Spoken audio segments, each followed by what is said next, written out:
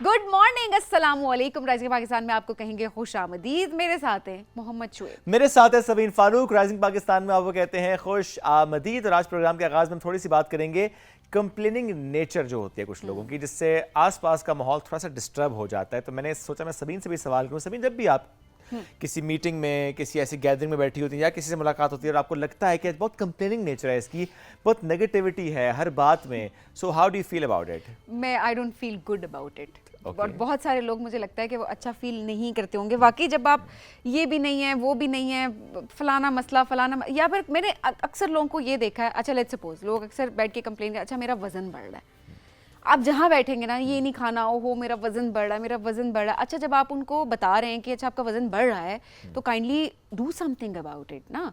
आप एक्सरसाइज करें, आप पोर्शन कंट्रोल पे जाएं, आपको बहुत सारे सॉल्यूशंस दे दिए जाते हैं। दिस इज नॉट समथिंग जो कि हम ये बात कह दें कि अच्छा इसको कोई सोल्यूशन नहीं निकल सकता, बट फिर दूसरे से बैठेंगे अपनी जी मसले पे काम नहीं करेंगे, जी वजन बढ़ रहा है, वजन बढ़ रहा है, सोफे पे बैठे रहेंगे और बैठे रहेंगे, खड़े हो जाओ, काम करो, रहेंगे, खाते रहेंगे, ठीक है, और बस ये वाला एक मामला चलता रहेगा। सो ऑब्वियसली फिर आप जब छठी सातवीं दफा ये बात सुन लेंगे ना, तो आप इरिटेट होना शुरू हो जाएंगे। सही बात है। अब ये तो नहीं बात ना कि आपका वजन अगर बढ़ गया और आप उस पर काबू पाने की कोशिश ही नहीं कर रहे, तो फिर खासा काम खराब हो जाता है। तो प्लीज अपने कंफर्ट जोन से उठें, निकलें बाहर। हर वक्त सिर्फ खाने की प्लानिंग नहीं होनी चाहिए कि मैं यहाँ से पाए खा लूँ, यहाँ से निहारी खा लूँ, मैं उस जगह चला जाऊँ, मैं इस जगह बैठ जाऊँ। ऐसे मत करें।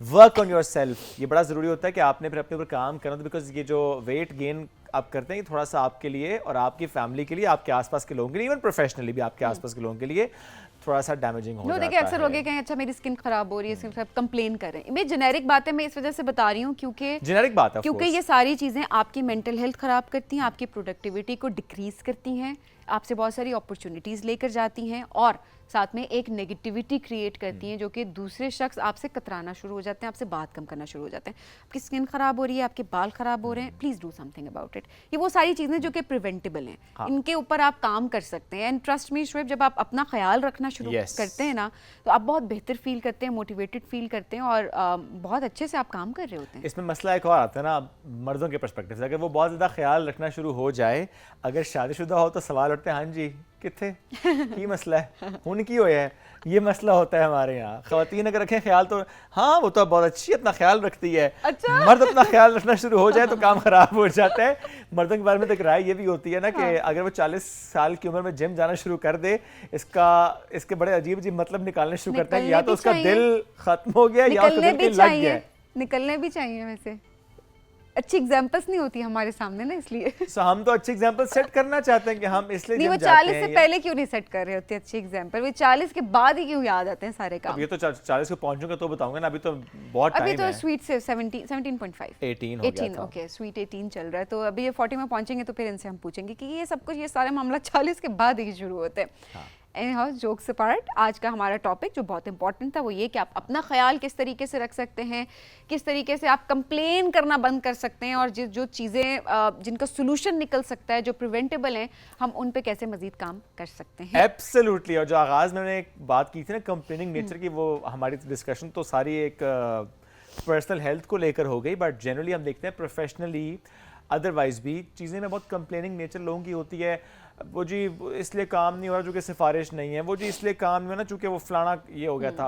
यानी you are not focusing on yourself, आप अपने स्किल पर काम नहीं कर रहे, अपने ऊपर यकीन नहीं है, तवक्कुल आपका कमज़ोर है और आप सिर्फ और सिर्फ अपनी नाकामियों का जो सहरा है वो सिस्टम पे बांधने की कोशिश कर रहे थे। Please don't do that. Anyways जी हम बढ़ेंगे आगे अब ब्रेक की तरफ, ब्रेक से वापस आएंगे, रहिए साथ। ये है राइजिंग पाकिस्तान।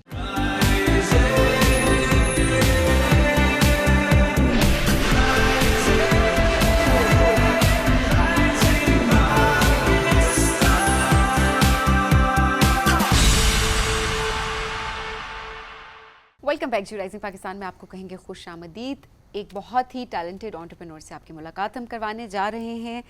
कैंडल आर्ट की आज हम बात करेंगे। बहुत ज़बरदस्त वो कैंडल्स क्रिएट करती हैं और क्या उसके अंदर डिज़ाइनिंग लाती हैं कि दिल करता है उस कैंडल को बस आप डेकोरेशन पीस के तौर पे, लेकिन हाँ, उसे जलाए नहीं, लेकिन जब आप उसको स्मेल करते हैं उसकी इतनी ज़बरदस्त फ्रेगनेंस है कि आपका दिल करता है अच्छा जला ही लेते हैं और फिर जो है ना आपका जो रूम है वो महक उठे। क्या उसकी खुशबू के लिए जलाना जरूरी होता है? मुझे लगता नहीं है, क्योंकि इस वक्त मेरे साथ ये कैंडल्स पड़ी हुई हैं और यहाँ तक मुझे इसकी खुशबू आ रही है, तो मुझे लगता नहीं है कि इसको जलाने की जरूरत है ना। आप देखें ये होता है ना कि आर्ट में जिद्दत आना, तो ये एक बड़ी ज़बरदस्त बात है। और अब तो कहते जी ये जो वैक्स परफ्यूम्स हैं इनका बड़ा रुझान है। बिल्कुल। अच्छा, और एक बड़ी इसके पीछे एक साइंस में समझ रही थी ब्रेक में, तो ये भी समझने की कोशिश करेंगे कि वो जो एक परफ्यूम होता है, नहीं हाँ मेरा फिनोमेना क्या था, वो कुछ ये था कि हर बॉडी का अपना जो ऑयल होता है जब उसके साथ वो परफ्यूम लगता है सो वो हर बॉडी के हिसाब से वो एडजस्ट होके एक डिफरेंट फ्रेग्रेंस देता है। सो ये आज मैंने एक चीज सीखी है, किस तरह से होता है आज इसको भी जानने की कोशिश करेंगे। तो आपकी मुलाकात के बाद एक ही परफ्यूम अगर दो डिफरेंट शख्स लगाएंगे तो वो डिफरेंट स्मेल फ्रेग्रेंस है। That's lovely. तो चलें जी आज ये जानने की कोशिश करते हैं। और इसके अलावा बहुत ज़बरदस्त अपना ऑनलाइन बिजनेस भी रन करी हैं और बहुत ज़्यादा एग्जीबिशंस भी उनमें भी पार्टिसिपेट करती हैं और वो खुद से उनको मुनक्किद भी करती हैं। जी आपकी मुलाकात करवाते हैं जी अंबर उमैर से। अस्सलाम वालेकुम अंबर, कैसी हैं आप? मैं बिल्कुल ठीक, आप कैसी हैं? बिल्कुल ठीक अंबर, बहुत शुक्रिया प्रोग्राम में हमें ज्वाइन करने के लिए। तो पहले ज़रा इस फिनोमेना को ही समझने की कोशिश करते हैं जो थोड़ी देर पहले आपने हमें बताया कि एक परफ्यूम दो लोगों पे डिफरेंट स्मेल कर सकता है, डिफरेंट फ्रेग्रेंस उसकी होती है, कैसे? सो ये एक वैक्स परफ्यूम है। Wax perfume is basically made with organic soya wax. It has shea butter, argan oil, essential oil and fragrance oils. So किसी भी परफ्यूम में नोट्स होते हैं, टॉप नोट होता है, बेस नोट होता है, मिडिल नोट होता है। जैसे मेल्स के लिए डिफरेंट नोट्स होंगे, फीमेल्स के लिए थोड़े से सिट्रस या फ्लारी नोट होंगे। So why the same perfume smells different? Because it's a wax. Wax is an oil based product. जब आप उसको अपनी वेन्स के ऊपर लगाते हैं, हर ह्यूमन बीइंग की बॉडी का एक अपना नेचुरल ऑयल होता है। आप ये कभी फील करेंगे कि आप न्यूबॉर्न बच्चों को देखें तो हर बच्चे की खुशबू डिफरेंट है। दैट इज़ द रीज़न कि आपकी बॉडी, आपका स्वेट जो ऑयल प्रोड्यूस कर रहा है, हर इंसान की स्मेल डिफरेंट है। तो एक परफ्यूम जब आप अपनी बॉडी पे लगाएंगे तो उसकी फ्रेग्रेंस आपके बॉडी ऑयल की फ्रेग्रेंस के साथ मिक्स हो जाएगी। सो वो एक नोट जो यूनिवर्सल हर एक का डिफरेंट होगा वो एक न्यू फ्रेग्रेंस क्रिएट करेगा। तो द सेम फ्रेग्रेंस अगर दो सिबलिंग्स भी लगाएंगे तो वो डिफरेंट स्मेल करेंगे। इट इज सेम एज कि सबके चेहरे पे वही आंखें, नाक, कान है, लेकिन सबका फेस डिफरेंट है। यही अल्लाह ताला की एक इंडिविजुअलिटी है। और क्या इसमें ये हर इंडिविजुअल के लिए मस्ट है कि लगाना उसने यहीं पर है या इस जगह पर और या एयर लॉब्स के बैक साइड पर? The psychology behind wax perfume is जब आप वेन्स के पॉइंट्स पे लगाते हैं तो it travels through your blood. Okay. Because fragrance एक अरोमा है, ठीक है। जब आप वेन्स पे लगाते हैं तो वो वेन्स आपकी पूरी बॉडी में सर्कुलेट कर रही हैं। तो the veins absorbs and it circulates through your body. तो द लास्टिंग इज स्ट्रॉन्गर। इसको आप अपनी बॉडी पे कहीं पे भी यूज़ कर सकते हैं। आप इसको as a roll on use कर सकते हैं, आप इसको एज मेन पॉइंट्स यूज़ कर सकते हैं। टचअप के लिए बहुत अच्छा है। If you are a working, अगर आप स्कूल कॉलेज जा रहे हैं तो आपको पता है इट्स नॉट ट्रैवल फ्रेंडली कि आप एक ग्लास बॉटल लेके ट्रैवल करें।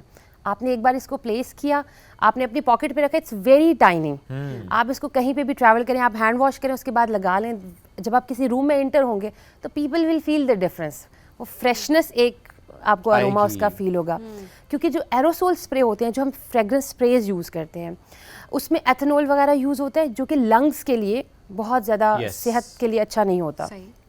वैक्स क्योंकि नेचुरल ऑयल है और ये हवा के साथ जो है वो डिस्क्रीटली डिस्पर्स होता है। इट स्लो वेपराइज होता है तो it last you for long. जो ऑर्गेनिक प्रोडक्ट्स का यूज़ करना बहुत इंपॉर्टेंट है सो दैट आपकी सेहत पे इससे कोई और एनवायरनमेंट पे भी। एग्जैक्टली। ये भी खुद बनाती हैं आप? एग्जैक्टली। हमारी जितनी प्रोडक्ट्स हैं हम खुद अपने स्टूडियो में। ये कैसे सीखा है आपने? It was my hobby. Okay. Initially it started as a hobby और I used to create like family में, फ्रेंड्स में और जस्ट गिव अवे के लिए। Okay. जैसे बर्थडे। So wax perfume और candle are different नहीं है? No, they are same because they both work on the same base. Okay. जैसे ऑर्गेनिक सोया वैक्स है ठीक है और बीज वैक्स है जो कि नेचुरली आपके एनवायरनमेंट से एक्वायर होता है। अब then it becomes to creativity कि आप उस वैक्स को यूज करके either you can make candle, you can make home decor, you can make soaps, you can make perfume. Soap भी exactly. Like one of our product जो कि wax sachet है, पाकिस्तान में इसका ट्रेंड बहुत कम है। Like you see in the washrooms हम फ्रेग्रेंस के लिए फिनाइल टैबलेट्स यूज़ करते हैं जो कि डिफ्यूज़ होती है और स्मेल्स को कवर करती है। Same goes with the cupboards. तो वी क्रिएट ऑर्गेनिक वैक्स साशेस जो कि एस्थेटिकली भी अपीलिंग है। अगर आपने कहीं पे हैंग किया है, उसको प्लेस किया है, वो खूबसूरत लगता है। देन इको फ्रेंडली है क्योंकि उसमें केमिकल नहीं है। बिल्कुल सही है। ज़ीरो वेस्ट है, आप उसको रीयूज़ भी कर सकते हैं। देन वो पॉकेट फ्रेंडली कैसे है कि द वैक्स फ्रेग्रेंस, क्योंकि उसमें इसेंशियल ऑयल्स का इस्तेमाल होता है, it last you more than 12 months. Oh, तो you just need to purchase once, you don't need to do anything. आपने उसको प्लेस करना है and it will keep on releasing the aroma. 1 साल तक? 1 साल तक. Sometime it stays up to 18 months. नहीं, इसको रीफिल नहीं करना? आपने कुछ भी नहीं करना. बस आपने अब जनवरी के पहले हफ्ते में जो हैंग किया तो दिसंबर तक जाएगा. फिर अगले Exactly. जनवरी में जाके खरीदेंगे. एंड द बेस्ट पार्ट देखिए, इसमें भी एक साइंस है. फ्रेग्रेंस पे सिर्फ एक चीज़ का इम्पैक्ट होता है, that is weather.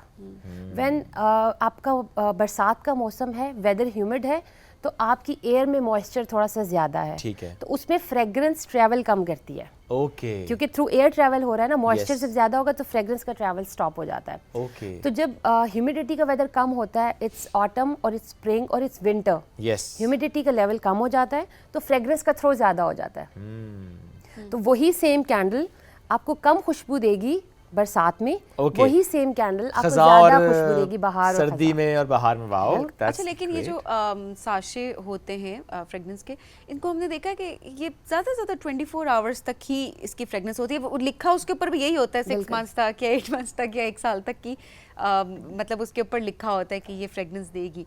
But honestly वो 24 घंटे के अंदर हमें मतलब उसकी ऐसे उसको बस फेंकना ही पड़ जाता है कि बस इससे ज़्यादा नहीं इसकी फ्रेगनेंस रहेगी. So true. अगर आप देखिए आपके साइट पे जो पड़ा हुआ है, this is called wax sachet. ये वाला? जी जी बिल्कुल, ये सारे दीज आर Okay. वैक्स साशेज. ओके. तो खूबसूरत है. मैं ये कितना खूबसूरत है, देखें. अब मैं तो इसे वॉशरूम में कभी हैंग नहीं करूंगा, मैं तो कहीं और हैंग करूंगा. इसे डेकोरेशन पीस है ये. बिकॉज देखिए ये आपको होम डेकोर एस्थेटिकली अपीलिंग है. It smells good, it last you longer. Very nice. आप कार्स में रख सकते हैं. ओह यस, गाड़ी में भी हैंग हो सकता है. शोएब आप दिखाएं. This one. ये देखें. सो अच्छा, ये और ये डिसॉल्व नहीं होगा? ये एज इट इज रहता है. एज इट इज रहेगा थ्रू आउट, और इसमें सिर्फ रिलीज करेगा ये फ्रेग्रेंस को. बिल्कुल.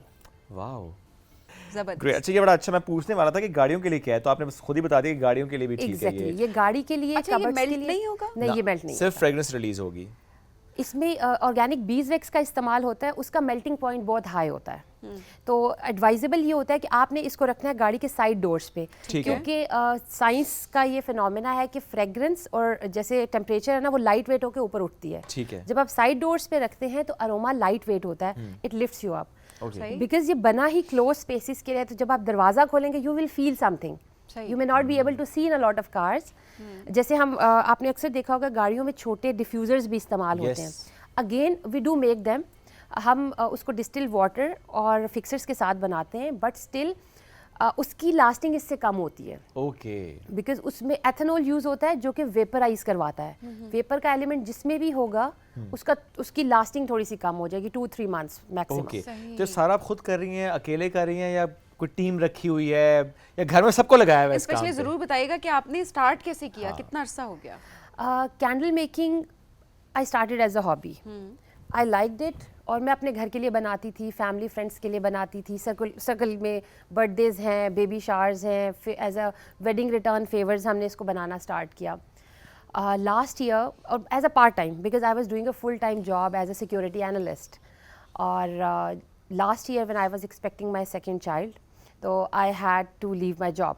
तो and my husband was doing a job. तो करंट इकोनॉमिकल कंडीशन में if you want to provide good to your family, then it comes जहाँ पे आपका एक हाउस होल्ड की अर्निंग से you can't manage a good Yes. Lifestyle. बिल्कुल. तो then we come up the point कि यार लेट्स डू आवर बिजनेस. तो हमने बहुत सोचा कि क्या करें. तो he suggested like you are already doing this, why not let makes it a business. We took 1.5 year to think about कि what should we do, how should we do, because बहुत सारे लोग भी कैंडल मेकिंग कर रहे हैं. Why our candle should be different? Why should people buy from us? Because इसमें एक नीड क्रिएट करनी है ना आपने मार्केट में. तो we took 1.5 year to come up with our custom notes. So why our candle is different in that? Like one of our candle, these are psychological candles. These are 100% organic, made with the essential oils, and it has elements. It does not have a single note. It has a notes जिसमें आपको sleep के साथ, depression के साथ, anxiety के साथ, muscle relaxants के तौर पे यूज़ होती है. ओके. बिकॉज हम इसमें eucalyptus, lemon, citrus, patchouli, lavender, chamomile, इस तरह की खुशबू इस्तेमाल कर रहे हैं जो नेचुरल है, नेचर से एक्सट्रैक्टेड है और उसके बेनिफिट्स हैं. So candle is not only a candle, it's a therapy.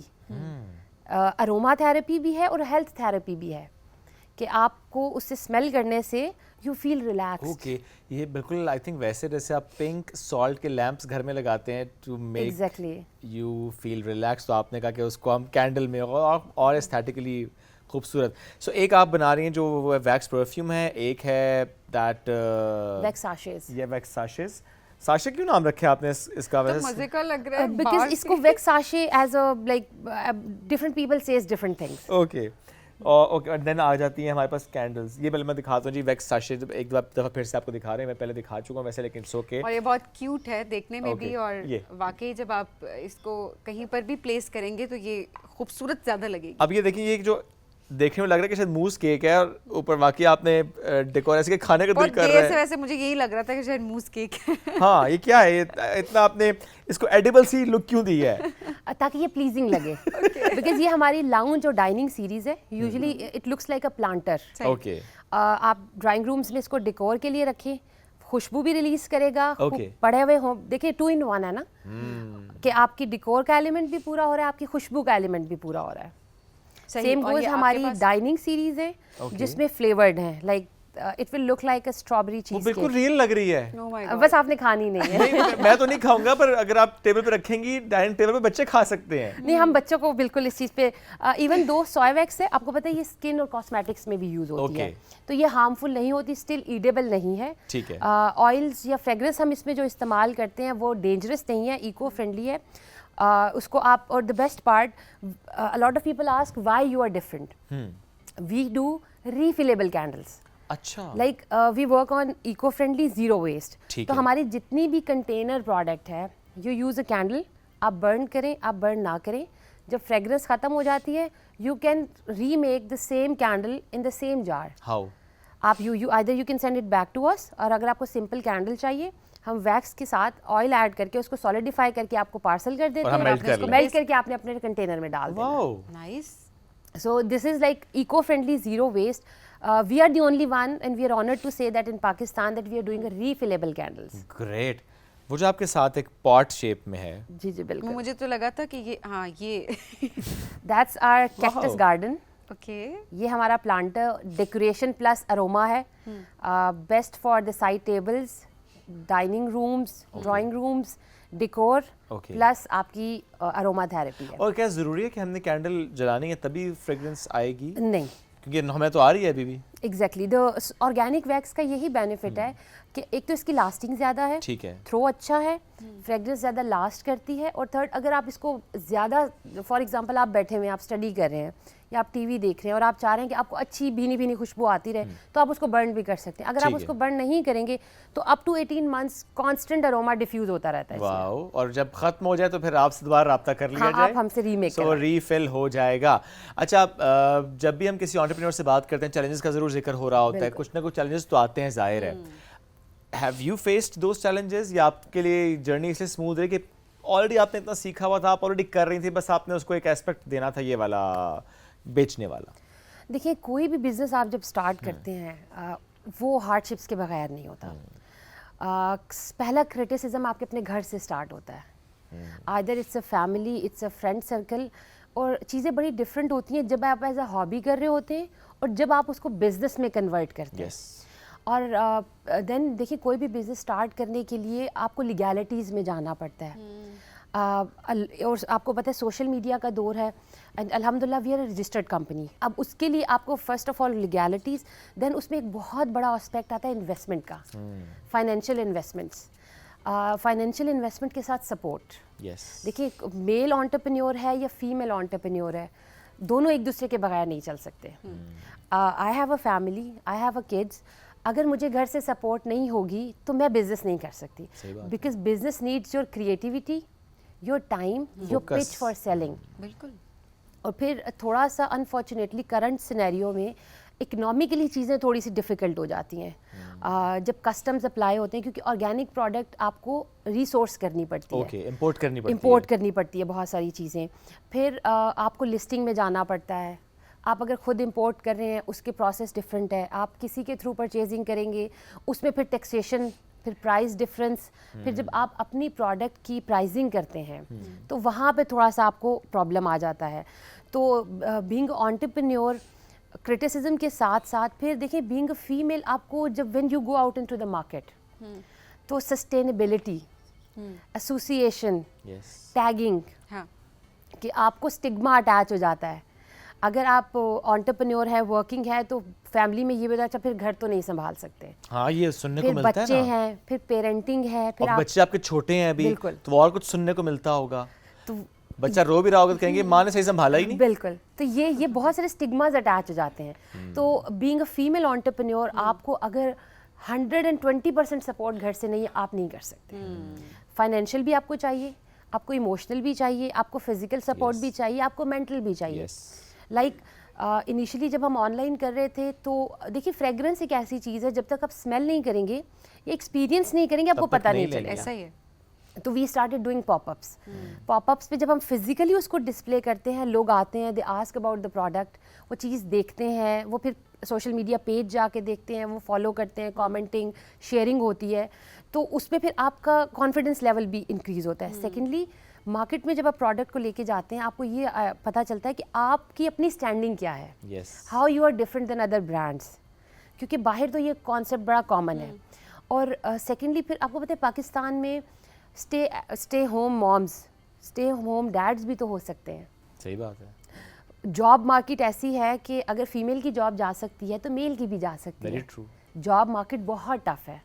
तो this is some kind of a thing कि पाकिस्तान में तो आई डोंट थिंक सो कि मेल्स इसको कर रहे हैं, बाहर बहुत ज़्यादा लोग कर रहे हैं, बट अल्हम्दुलिल्लाह आई एम वेरी ऑनर्ड, मेरे हस्बैंड इसमें हेल्प आउट करते हैं, मेरे बच्चे मुझे इस चीज़ में हेल्प आउट करते हैं, मुझे फैमिली सपोर्ट करती है। अल्हम्दुलिल्लाह। और तभी देखिए आप यहाँ तक माशाल्लाह पहुँची हैं और आपने Exactly. हमको इस लेवल तक पहुँचाया है। और ये देखिए हमारे आसपास जितने भी इस वक्त डिज़ाइंस मौजूद हैं, मैं डिज़ाइंस लेकर बहुत प्यारे प्यारे डिज़ाइन है। खाने पीने की चीजें नहीं खाना नहीं खाना नहीं है, है। खाना नहीं है। आपने इसको रख सकते हैं टेबल पे, लेकिन आपने ऐसे रखना कि समझ आ जाए ये जो निकला होगा ना ऊपर धागा सा, इससे अंदाजा हो जाएगा कि आपने खाना नहीं है ये वाला, तो इसलिए ये ऐसे है। तो अभी इस वक्त हमारा स्टूडियो से सिर्फ महक रहा है, पर वो बड़ी प्यारी प्यारी खुशबुएं, क्योंकि वो एक हो तो एक अलग उसकी फ्रेग्रेंस होती है। यहाँ पर बहुत सारी हैं क्योंकि तो मिल मिला के जो है ना वो बड़े मजे की जो है वो ये आइस्ड कॉफी मिनी। अच्छा, तो शक्ल से भी लग रहा था आइस्ड कॉफ़ी है और वो उसकी लुक तो ऐसी है, उसकी फ्रेग्रेंस भी ऐसी है। सो ये बड़ा अच्छा है कि जैसी उसकी लुक है वैसी उसकी फ्रेग्रेंस भी आपको महसूस होती है। सो जी वंडरफुल, दैट्स अंबर, जबरदस्त काम आपका। विश यू गुड लक, बहुत अच्छे से इसी करेज के साथ आगे बढ़ती रहें और बेहतरीन काम प्रोड्यूस करें। थैंक यू वेरी मच जी। एंड जो हमने आज अंबर से आखिर में जिस तरह पूछा ना कि सपोर्ट ये बड़े ज़रूरी है, कि बहुत से घरों में हम ये देख रहे होते हैं कि बहुत से टैलेंट होता है, हर शख्स में टैलेंट होता है, लेकिन जब तक सपोर्ट ना मिले वो टैलेंट उस तरह शोकेस नहीं हो पाता। तो इट्स वेरी इंपॉर्टेंट कि आप सपोर्ट करें। जिस तरह उनके बच्चे हैं, अभी अगर आपको आवाज़ आएगी, देखिए उनके हस्बैंड संभाल रहे हैं बच्चों को, तो बड़ा ज़रूरी है, मिलकर आपने आगे बढ़ना होता है। हम बढ़ेंगे एक ब्रेक की तरफ, ब्रेक से वापस आएंगे, रहिए साथ, ये राइजिंग पाकिस्तान।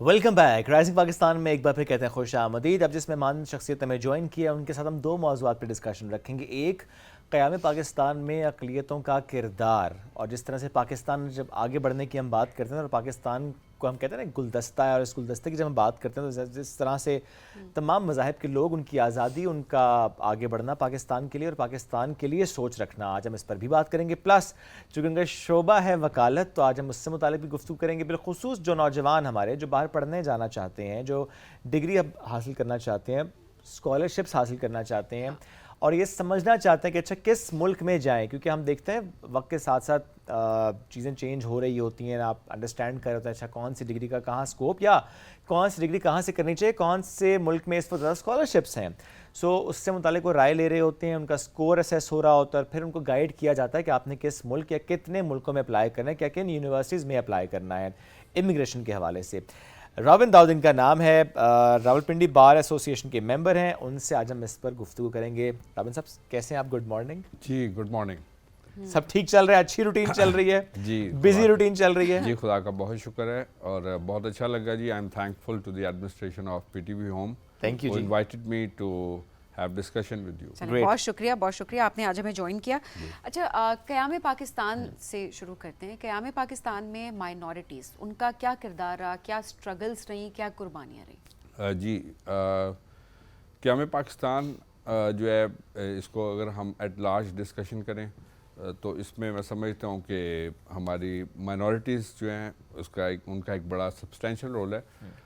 11 अगस्त 1947 की अगर हम कायद आज़म की स्पीच को भी अगर उसका भी बगौर जायज़ा लें तो उसमें भी उनका ख़ास तौर पर उन्होंने जहाँ पर दीगर पाकिस्तान का मैनिफेस्टो जो है उसको शेयर किया, वहाँ पर हम देखते हैं कि उन्होंने माइनॉरिटीज़ के हवाले से भी जो नॉन मुस्लिम्स हैं, you are free to go to your temples, you are free to go to your mosque, or you are free to so state has nothing to do with the religion. So ये एक बड़ा खूबसूरत उनका message था। और minorities के हवाले से जो हमारा कॉन्स्टिट्यूशन है वो भी फ्रीडम की बात करता है कि आप चाहे 1956 की कॉन्स्टिट्यूशन की बात करें, 1962 का कॉन्स्टिट्यूशन है, ऑब्जेक्टिव रेजोल्यूशन है, 1973 का कॉन्स्टिट्यूशन है, तो कॉन्स्टिट्यूशन भी माइनॉरिटीज़ को जो है वो फ्रीडम देता है to profess their own religions. जी, एब्सोल्युटली। तो जहाँ तक रही स्ट्रगल्स के हवाले से बात, तो मैं समझता हूँ कि 1940 ऑनवर्ड्स ख़ास तौर पर, और उसके बाद फिर ये 7 इयर्स जो आफ्टर 1940 टिल 1947 था, तो उसमें सब लोगों ने मिल के जो स्ट्रगल्स की, उसमें मैं हाईलाइट, चूँकि आज का हमारा मौजू है तो इसमें मैं हाईलाइट करना चाहूँगा ख़ास तौर पर चंद उन शख्सियात का जिन्होंने पाकिस्तान की फॉर्मेशन में एक सब्सटेंशियल रोल जो है वो प्ले किया। जब आप में से शायद बहुत कम लोग ये बात जानते होंगे कि पाकिस्तान का जो सबसे बड़ा प्रोविंस पंजाब है, इसके जो फर्स्ट स्पीकर थे ही वाज अ क्रिश्चियन जिनका नाम SP सिंघा था। और जब 88 वोट्स बराबर थे, जब पंजाब के जब हम वोट्स की बात करते हैं तो वहाँ पर 3 वोट्स ऑफ नॉन मुस्लिम से SP सिंघा साहब की सदारत में जो है ये 3 लोगों ने पाकिस्तान के हक़ में वोट दिया। तो मैं समझता हूँ कि ये एक बड़ी ग्रेट अचीवमेंट है इस कॉन्टेक्स्ट में कि पाकिस्तान के सबसे बड़े प्रोविंस पंजाब को पाकिस्तान के अंदर लाने में एक बड़ा प्रोमिनेंट किरदार था। एब्सोल्युटली। और ऐसे बहुत से और नाम हैं जो हमारे सामने हैं जिन्होंने पाकिस्तान के क़याम में अपना एक रोल प्ले किया है।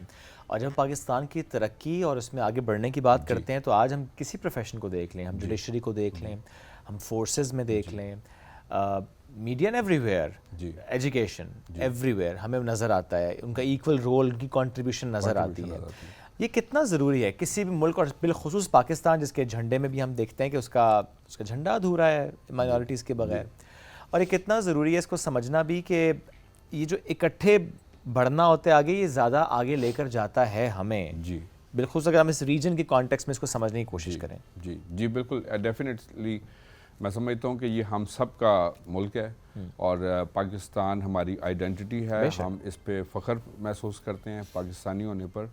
और मैं समझता हूँ कि जब फॉर्मेशन ऑफ पाकिस्तान का वक्त भी था तो तारा सिंह ने स्लोगन रेज़ किया, जो मांगेगा पाकिस्तान सीधा जाएगा कब्रिस्तान। तो उस वक़्त SP सिंघा साहब ने उसका जवाब देते हुए ये बात बोली थी कि सीने पे गोली खाएंगे पाकिस्तान बनाएंगे। वाह। तो पाकिस्तान को मतलब अचीव करने में भी एक रोल है। और अब उसके बाद की जब हम कंटिन्यूएशन की भी बात करते हैं तो पाकिस्तान के मतलब हर शोबे में, चाहे आप मेडिकल प्रोफेशन की बात करते हैं, एजुकेशन के प्रोफेशंस की बात करते हैं, या जुडिशरी की किसी भी प्रोफेशन की बात करते हैं, तो उसमें भी मैं समझता हूँ कि दीगर कम्युनिटीज़ के साथ जो नॉन मुस्लिम कम्युनिटी है उसका एक इम्पॉर्टेंट कंट्रीब्यूशन है। ख़ास तौर पर मैं जिक्र करना चाहूँगा जुडिशरी में, चूँकि मेरा ख़ुद ताल्लुक जुडिशरी के शोबे से है, बीइंग अ लॉयर जो है justice Cornelius was a prominent name in judiciary of Pakistan. इसके बाद जस्टिस भगवान दास जिनका ताल्लुक हिंदू कम्युनिटी से है, और जस्टिस दोराब पटेल, ये 3 ऐसे नाम हैं जो कि नॉन मुस्लिम कम्युनिटी से पाकिस्तान के चीफ जस्टिस के ओहदे पर जो है वो फाइज रह चुके हैं। इसके अलावा अगर आप पाक फ़ौज के शोबों में भी देखें तो मैं समझता हूँ कि बहुत सारे आपको नाम नज़र आते हैं पाक फ़िज़ाइया में, और इसके साथ साथ नेवी में, आर्मी में, और एजुकेशन के शोबे में। हमारे फिर जो मसीही तालीमी इदारे हैं ख़ास तौर पर, उन्होंने बहुत नुमाया कंट्रीब्यूशन जो है वो बिल्कुल की है ऐसे मुल्क है। की तरक्की में। बड़े इदारे आप देखते हैं, FC कॉलेज यूनिवर्सिटी जैसे इदारे हैं, एडवर्ड्स कॉलेज की आप बात करते हैं, कॉन्वेंट है। हाँ जी, कॉन्वेंट के स्कूल सिस्टम्स जो हैं, और इसके साथ हमारा हेल्थ सिस्टम में बहुत सारे आपको हॉस्पिटल्स नज़र आते हैं जो मुल्क के हेल्थ के शोबे को एब्सोल्युटली जो है ना अब मुल्क की तरक्की में और उसको मेन स्ट्रीम में लाने में अपना एक नुमाया किरदार जो है वो एब्सोल्युटली अदा ऐसे है। अब आते हैं आपके अपने शोबे की तरफ। जी सर। यूँ तो वकालत है और ज़ाहिर है आप मुख्तलिफ नोए के केसेस को देख रहे हैं, बट मैं स्पेसिफिकली ये जो स्टूडेंट्स की इमिग्रेशन है इससे मुतालिक सवाल रखूँगा। इस वक्त क्या सिनेरियो है ग्लोबली, किन ममालिक की तरफ रुझान ज़्यादा है बच्चों का, कौन सी गलतियाँ हैं जो बच्चे कर रहे होते हैं, why a student needs counselling और अ पर्सन लाइक यू कि वो अंडरस्टैंड करा सके कि अच्छा that's what you should follow the route. हाँ सर, इसमें ऐसा है कि अगर अवेयरनेस हो आजकल सोशल मीडिया के थ्रू जो है, मैं समझता हूँ कि इसको अगर हम कंस्ट्रक्टिवली यूज़ करें तो इसको हम अपनी बेटरमेंट के लिए हमारे नौजवान जो है वो यूज़ कर सकते हैं। लेकिन अनफॉर्चुनेटली हमारी जो यंग जनरेशन है हमारे मुल्क में एज अ होल मैं बात कर रहा हूँ, तो इसको जस्ट फेसबुक वगैरह इंस्टा को जस्ट टाइम पास या मतलब टाइम किलिंग एक्टिविटीज़ के लिए ज़्यादा यूज़ करते हैं। बट अगर उसको राइट डायरेक्शन के लिए यूज़ करें तो मैं समझता हूँ कि बेशुमार ना सिर्फ मुल्क में बल्कि मुल्क से बाहर ग्लोबली आपके पास ऐसी अपॉर्चुनिटीज़ होती हैं जो आपको फुली फंडेड स्कॉलरशिप देते हैं। आप अपनी एजुकेशन को कंप्लीट करने के बाद, मसलन जिन्होंने ग्रेजुएशन जिन स्टूडेंट्स ने किया हुआ है अच्छे GPAs के साथ किया हुआ है, तो आप अपना मास्टर्स और PhD जो है अब्रॉड कंट्रीज़ में फुली फंडेड जो है वो अचीव कर सकते हैं, जिसमें आपकी बिल्कुल ज़ीरो फ़ी होती है, बल्कि वो आपको स्टाइपेंड भी पे करते हैं, अकोमोडेशन भी आपको प्रोवाइड करते हैं। बट द मैटर इज़ कि हम उन अपॉर्चुनिटीज़ को एक्सप्लोर करें। अब क्वेश्चन ये है कि कहाँ पर जाना चाहिए, ये डिपेंड करता है कि स्टूडेंट की अपनी प्रेफरेंस क्या है बेसिकली। वो तो यूके ही होती है। किन कंट्रीज़ को प्रेफर करते हैं, किन कंट्रीज़ को आप वो प्रेफर प्रेफरेंस आज भी क्या थोड़ी चेंज हुई है कि बाकी कंट्रीज भी एक्सप्लोर करना शुरू हुए या फिर अभी तक यूके ही है? एक टाइम था जी यूके को लोग एज अ नंबर 1 प्रायोरिटी के तौर पर रखते थे, लेकिन अभी चूँकि ज़्यादातर लोग जो है वहाँ पर जॉब के पर्पज़ से भी जाते हैं कि स्टडी के साथ अपनी जॉब या इकोनॉमिक जो रिक्वायरमेंट्स होती हैं उसको भी मीट करें। लेकिन ब्रेक्जिट के बाद चीज़ें बहुत चेंज हुई हैं, काफ़ी ज़्यादा चेंज हो गई हैं, पॉलिसीज़ काफ़ी स्ट्रिक्ट हो गई हैं।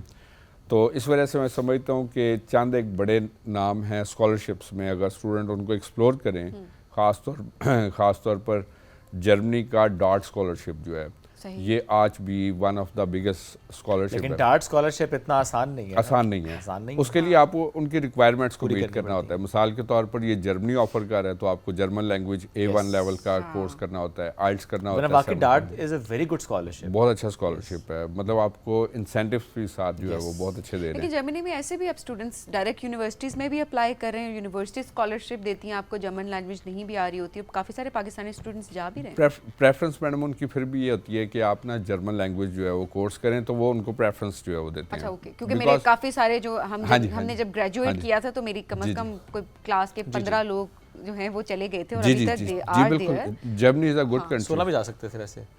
नहीं मतलब ज़्यादा लोग आए नहीं थे। मतलब 15 किस बात कर रहे हैं? आप कह रहे 16 भी जा सकते थे। वो मैंने कहा अच्छा चले- गुंजाइश 15 की थी मैंने वहाँ कहा पे। गुंजाइश 15 की है, मौका देते हैं बाकी को। बाकी लोग तो काफी लोग उनको अभी तक उनको जर्मन नहीं आती है और वो वहाँ ओके। पर उस स्कॉलरशिप पे वहाँ पर गए हैं और अभी तक जाते वहाँ हैं। पे बिल्कुल, तो अवेयरनेस की बात होती है। सपोज के गवर्नमेंट सेक्टर यूनिवर्सिटीज़ जो पब्लिक सेक्टर यूनिवर्सिटीज़ होती हैं, अगर आप स्कॉलरशिप में नहीं भी अपनी जगह बना सके तो आप पब्लिक सेक्टर यूनिवर्सिटीज़ को सर्च करें तो यूनिवर्सिटीज़ ज़रूर आपको कंसिडर करती हैं कि अगर बिल्कुल फ्री ऑफ कॉस्ट नहीं भी है तो मिनिमम कॉस्ट के साथ जो है वो आपको, लेकिन रिक्वायरमेंट्स होती हैं असल में जर्मनी की कि आपकी बैंक स्टेटमेंट या ब्लॉक अकाउंट जो होते हैं ना वो भी आपको रिक्वायर्ड होते हैं। समटाइम्स स्टूडेंट्स के पास ब्लॉक अकाउंट जो होते हैं वो थोड़ा सा इशू होता है। इसके अलावा मैं एरास्मस स्कॉलरशिप का जिक्र करना चाहूँगा। यूरोप का एक बड़ा स्कॉलरशिप है, बिल्कुल मास्टर्स प्रोग्राम ऑफ़र करता है आपको। फिर US का हम्फ्री स्कॉलरशिप जो है ये this is also a very big name और आप उसके लिए टॉफल स्टूडेंट्स करते हैं और and Fulbright as well. हाँ जी, फुल ब्राइट स्कॉलरशिप जो है। तो दीगर ऐसी बहुत सारी अपॉर्चुनिटीज़ ये अभी देखिए ये सारे स्कॉलरशिप ना टॉप टियर स्कॉलरशिप्स हैं। ये टॉप टायर्स फुल ब्राइट भी, हम्फ्री भी, डार्ट भी, सारे बिल्कुल और हम टॉप टियर में। इनको मतलब अचीव करना, विन करना खासा इट्स क्वाइट डिफिकल्ट, वो काफी मुश्किल हो जाता है, लेकिन इट्स नॉट इम्पॉसिबल क्योंकि हमारे जैसे ही हमसे थोड़े UK ज़्यादा के- अच्छे लोग हैं जो चले भी जाते हैं। यूके में चेवनिक स्कॉलरशिप भी yes Chevening is also very good. Commonwealth scholarship है यूके का। तो मतलब एक्सप्लोर करने की बात है कि आप उसको एक्सप्लोरेशन लेवल क्या आपका जिस पे आप उसको एक्सप्लोर कर रहे हैं, उनके आपको मोटिवेशन लेटर बनाना होता है। यस। फिर आपको कुछ ऐसे भी होते हैं जो आपको ऐसे रिक्वायर कर रहे होते हैं कि आप उनकी रिक्वायरमेंट के ऐसे लिख के दें कि आपका level of understanding and academic आप कैसे अच्छा, हैं। मैं देख रही हूँ चाइना भी जा रहे हैं लोग पढ़ने चाइना के का लिए। बहुत ट्रेंड है जी आजकल। चाइना जो है काफी सारे आपको लोग बहुत पढ़ाई अच्छा के लिए। स्टाइपेंड पे करते हैं। आप अगर उनकी रिक्वायरमेंट्स को मीट कर लेते हैं तो वो ना सिर्फ आपको फ्री ऑफ कॉस्ट एजुकेशन देते हैं, आपको अकोमोडेशन भी देते हैं ओके। और आपको बहुत अच्छी अमाउंट जो है वो स्टाइपेंड के तौर पर भी पे करते हैं। And what about Australia? Australia is comparatively tougher tough है ऑप्शन जी। और ये रिसेंट टाइम में थोड़ा टफ हुआ है, अब काफ़ी स्ट्रिक्ट हो गया। काफी स्ट्रिक्ट हो गया। हाँ जी, ऑस्ट्रेलिया। अब देखिए, मैं फिर कहूँगा वो जो स्कॉलरशिप्स जिनका हम जिक्र कर रहे थे, वो स्कॉलरशिप्स ऐसी हैं कि अगर आप इतने ब्राइट स्टूडेंट हैं और आपने वो स्कॉलरशिप के लिए क्वालिफाई कर लिए तो उसमें फिर आपको शायद बाकी रिक्वायरमेंट्स इतनी पूरी नहीं करनी पड़ती, because you don't need that bank account या हाँ जी, दूसरे मामलात। लेकिन अदरवाइज अगर आपने जाना है, जिसमें बहुत से लोग इस तरह से जाते हैं कि वो एडमिशन ले लेते हैं किसी भी मुल्क में, किसी भी यूनिवर्सिटी में, उसकी पहले सेमेस्टर की फीस पे कर देते हैं, then they need something in their bank accounts 3, 4, 5 million. क्या आप इतना पे कर सकते हैं? क्या आप आगे अपने आप को सपोर्ट कर सकते हैं?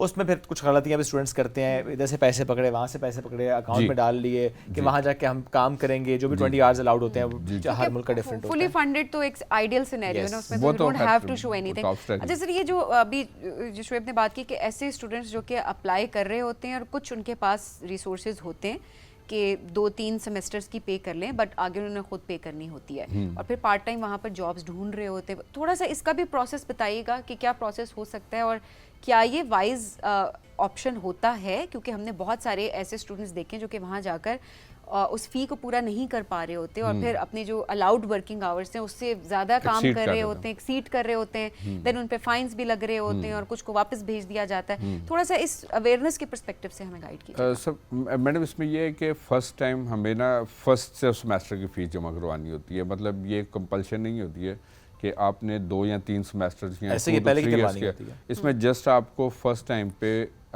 जब आप यहाँ से अपना एडमिशन मंगवाते हैं उधर, फॉर एग्जांपल आपने यूके अप्लाई किया या किसी भी कंट्री में, तो आपको जस्ट रजिस्ट्रेशन, उनकी एनरोलमेंट जमा करवा के और रिमेनिंग फ़ीस आपने वहीं जाके जमा करवानी होती है और आपको सिर्फ फर्स्ट जो सेमेस्टर है उसकी फ़ीस अरेंज नहीं, करनी फी होती पे है। करनी होती है और क्या अकाउंट में भी इतनी अमाउंट शो करवानी होती है या नहीं? इट्स फाइन कि अगर आपने एक एम्बेसी के प्रोसेस के लिए वो रिक्वायर्ड होती है कि होती है आपके ना? पास ना आपके अकाउंट में एक उनकी रिक्वायरमेंट की अमाउंट होती है जो डिस्पाइट कि आपको स्कॉलरशिप मिल गया, बट स्टिल आपको आपके पास स्कॉलरशिप मिल गए तब भी होनी चाहिए। तब भी जिस तरह अब मैं डार्ट स्कॉलरशिप की आपके साथ बात कर रहा हूँ, तो आपके पास ब्लॉक अकाउंट रिक्वायर्ड होता है उसके लिए। ठीक है कि आप जो है वो पाकिस्तानी को अराउंड अबाउट 25-30 लाख, बेशक वो आपने रनिंग, आपको बैंक स्टेटमेंट नहीं चाहिए, running statement is something else, लेकिन ब्लॉक अकाउंट में आपके पास शो करने के लिए एक मिनिमम अमाउंट जो है वो होनी चाहिए ताकि आपको किसी भी तौर पर अगर फाइनेंशियल कोई रिक्वायरमेंट तो आप उसे पूरा कर सकें। सर लास्टली कोई गलतियां जो स्टूडेंट्स कर रहे होते हैं अप्लाई करते हुए, इस पूरे प्रोसेस में, वहाँ जाते हुए, वहाँ जाके जो बुनियादी गलतियां पाकिस्तानी करते हैं वो क्या हैं? सब बुनियादी उसमें ये करते हैं कि वो प्रोसेस को फॉलो नहीं करते। ठीक है। मतलब रिक्वायरमेंट्स है आपकी कि अगर आप पीएचडी फॉर एग्जांपल प्रोग्राम के लिए, डॉक्टरेट प्रोग्राम के लिए अप्लाई कर रहे हैं, तो आपके पास जो कंसर्न थीसिस एंड रिसर्च हैं वो होने चाहिए। ठीक है। अब लोग क्या करते हैं यहाँ पर, चूँकि हमारा सिस्टम ऑफ एजुकेशन आप जानते हैं कि कोई इतना सॉलिड उस तरह नहीं है कि मतलब इसमें प्लेजरिज्म बहुत ज़्यादा होती है या मतलब पकड़ी जाती है। हाँ, पकड़ी जाती है इस तरह की दीगर चीज़ें होती हैं या टीचर्स की प्रेफरेंसेस के साथ बहुत सारी चीज़ें चल रही होती हैं, सुपरवाइजर्स और बाकी मामला जो हैं, तो दैट्स वाई कि वो इंटरनेशनली फिर उस तरह एक्सेप्ट नहीं हो रही होती। आपकी पब्लिशिंग कितनी है, मतलब जर्नल्स वगैरह में कितनी पब्लिशिंग, जो रिक्वायरमेंट है आपकी, पीएचडी से रिक्वायरमेंट पब्लिकेशंस तो होनी उसको चाहिए, वो मीट जो है वो नहीं कर पा रहे होते। ठीक है। फिर बहुत सारे स्टूडेंट्स जो हैं अपने ब्लॉक अकाउंट नहीं अरेंज कर पाते, बहुत सारे लोग हैं जो प्रॉपर एक मोटिवेशन लेटर रिक्वायर्ड है उसको मीट नहीं कर पा रहे होते। तो वो जाहिर है सर्टेन रिक्वायरमेंट्स है, अगर आप वो सारी पूरी नहीं करेंगे तो आपके लिए मुश्किल हो जाता है। तो दैट्स वाई कि फुली फंडेड स्कॉलरशिप जब हम उसको कहते हैं तो फिर उसके लिए उसी लेवल की रिक्वायरमेंट्स भी होती हैं एब्सोल्युटली, जिसको हमें मीट करना होता है। Definitely and then people like you guide कर रहे होते हैं कि अगर आप ये रिक्वायरमेंट्स मीट नहीं करेंगे तो उस प्रोसेस में कहीं ना कहीं आप फंस जाएंगे, जो कि होना नहीं चाहिए। आप एक ड्यू प्रोसेस को फॉलो करें, हर मुल्क के अपने कवानीन है, आपने उसको फॉलो करना है। हर यूनिवर्सिटी की एक रिक्वायरमेंट है, प्री रिक्विजिट है, उससे आपने पूरा करना है। शॉर्टकट्स ना जुगाड़ ना ढूंढा हाँ। करें। और दूसरी बात है, जब वहाँ पर चले जाते हैं ना, तो प्लीज आप अपने मुल्क के एम्बेसडर बन के जाते हैं। अगर आप कोई भी इलीगल काम करेंगे तो वो या अनएथिकल काम करेंगे तो जाहिर सी बात है आप अपने मुल्क को रिप्रेजेंट करें, आप सिर्फ अपने आप को वहाँ रिप्रेजेंट नहीं करें। सर बहुत शुक्रिया प्रोग्राम में हमें ज्वाइन करने के लिए। नाज़रीन, हम बढ़ेंगे एक ब्रेक की जानिब, स्टे विद अस।